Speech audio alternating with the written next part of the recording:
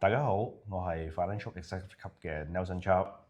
近年咧多咗好多香港人選擇移民，除咗英國、加拿大之外咧，澳洲都係一個相當之熱門嘅地方嚟嘅。咁我唔係一個樓市嘅專家啦，但係好多朋友咧喺移民前或者移民之後咧，都問我同一個問題，就係喺嚟澳洲嘅時候，應該係租樓先啦，定係買樓先會比較合適啲咧？咁我今日咧就請咗一位真係樓市嘅專家 Ricky。好，Hello， 大家好，我係 Ricky 啊。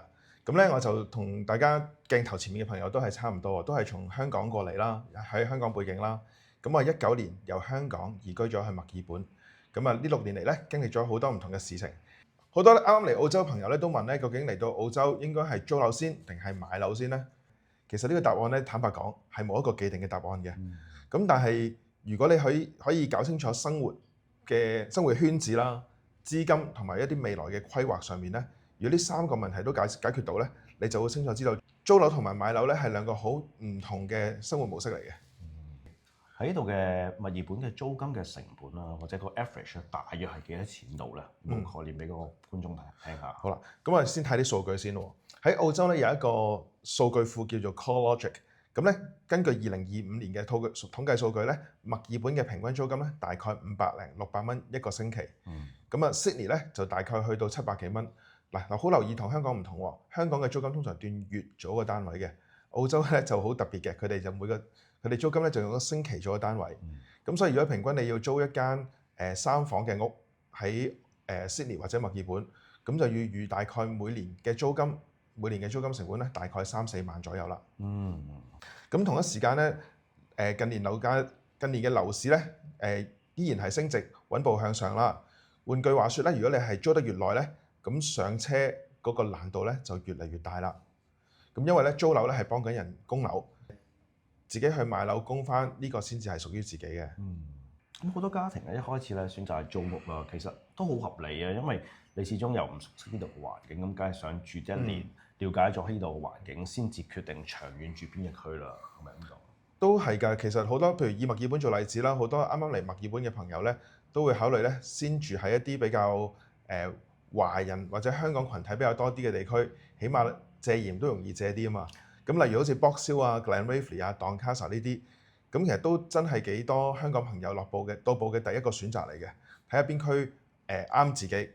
咁但係咧，其實租屋都會有啲限制㗎。你有冇試過喺度租屋啊？我讀書嘅時候喺度租屋，係真係移民過嚟就冇租屋啦已經。OK， 係啊，因為租屋嘅限制就係有時交始終唔係自己啦。掛幅畫轉個窿落去都好似就住咁樣，同埋咧業主又會隨時加租喎。續唔續租生活，究竟我下年會唔會搬屋咧？好多未知數喺裡面啦。同埋咧，譬如有啲裝修嘅位咧，你又好似想整又整唔到，業主又可能又未必完全認同你可以整得，好似冇咗種歸屬感啊。係咯，正如頭先講啦，即租金就好似幫人供緊樓咁樣，始終都唔係自己嘅。咁相反嚟，如果我已經係有個 budget 㗎啦，譬如假設1 mil 至1.5 mil 咁樣㗎，咁其實買樓係唔會一個更加長遠適合嘅選擇嚟嘅咧？都其實正確嚟講係嘅，因為而家買樓咧等於鎖定咗個成本，咁今日供樓嘅錢咧就代替咗要俾嘅租金，咁第時層樓升值嘅，咁自然會有得益啦。我相信咧來自香港嘅朋友咧呢點應該好熟悉㗎，特別咧係有穩定收入又有適合嘅簽證，可以長期居留嘅時候，能夠做到按揭貸款早啲入市，確實係一個保障嘅策略嚟㗎。但係咧就要留意返地點、交通、學區同埋啲生活嘅圈子咧，係咪適合自己嘅生活啦？有時太快下決定咧，未必係最好嘅選擇嚟㗎。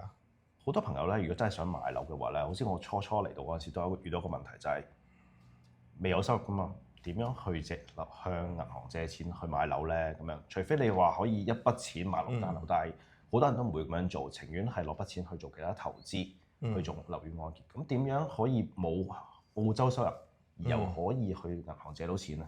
係啦，呢個就係最重要嘅關鍵位啦。因為買樓唔買樓，大部分朋友都未必會係現金買樓㗎啦。咁可能都會做按揭嘅。咁如果你喺香港有一個穩定嘅收入，而有一個適合嘅簽證咧，確實係可以透過澳洲嘅銀行做澳洲物業嘅按揭嘅，嚟到買第一間自己嘅安樂窩。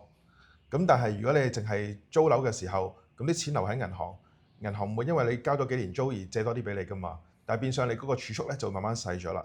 所以咧好多朋友都會考慮下用香港嘅收入做按揭嚟到喺澳洲置業，咁就可以咧利用穩定嘅收入先做咗呢個按揭先，然後咧當我到步嘅時候，我就可以慢慢適應呢度嘅生活節奏，揾工作，有穩定嘅收入，就再計劃下一步啦。咁所以咧，一般嚟講咧，我會同啲朋友分享嘅時候咧，我就會建議有3個嘅 step， 3個嘅策略。第一步咧就可能係先租住屋先。咁啊，租咗1年之後，了解咗唔同嘅生活地區，知道自己要啲咩，啱啲咩。咁第二步咧就開始去睇樓啦，開始熟悉個市場啦，分析唔同嘅區嘅邊個區啱自己。咁第3步咧就根據翻家庭嘅需要，決定究竟係買自己住嘅物業，或者係買一套投資物業收租嚟到以租養租。咁啊，租屋唔等於停滯喎，只要規劃得好咧，每一步都可以慢慢向住呢個目標邁進嘅。下一集咧會同大家分享一下咧澳洲裡面唔同嘅主要城市，例如 Melbourne 啦、Sydney 啦、Brisbane 啦，咁邊個城市適合唔同人嘅生活，咁亦都可以咧逐步咧根據你嘅需要去揾到自己嘅屋企喺澳洲裡面安居樂業。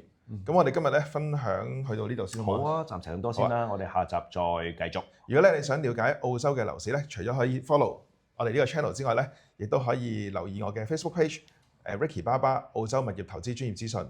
咁咧就會用最真實嘅數據同你分享樓市嘅清晰方向啦。好啦，拜拜。拜拜。